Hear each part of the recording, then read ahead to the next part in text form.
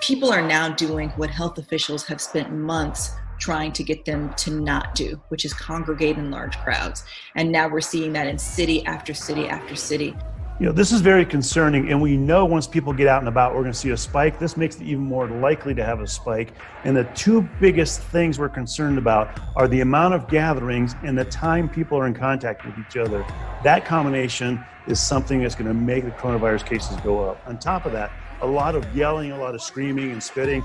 That means the virus, the respiratory droplets are going further than that 6 feet. So even people wearing masks, even people trying to social distance, which you really can't do in these environments, are more likely to get coronavirus.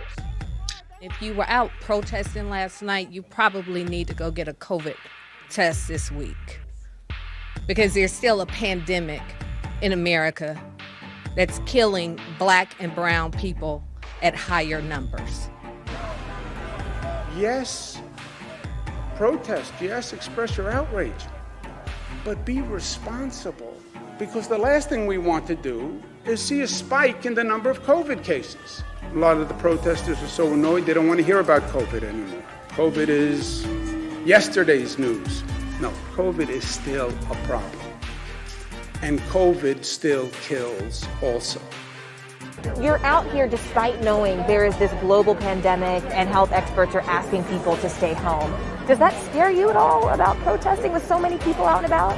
I would say for me, I know the risks of COVID-19 and what's going on and how serious it is, but I would say this is just as serious. I'm willing to risk my life for my people of color, people who have had injustices, and I'm willing to risk my health for that.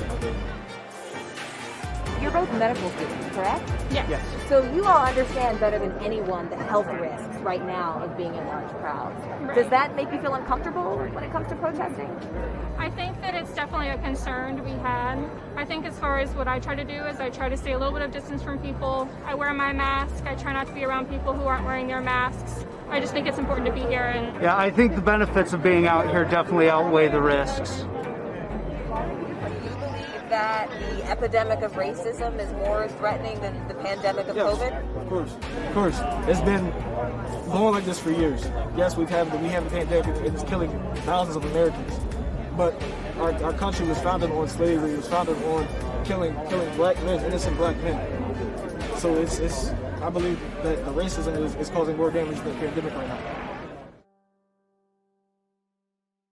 Hey, NBC News viewers, thanks for checking out our YouTube channel. Subscribe by clicking on that button down here and click on any of the videos over here to watch the latest interviews, show highlights, and digital exclusives.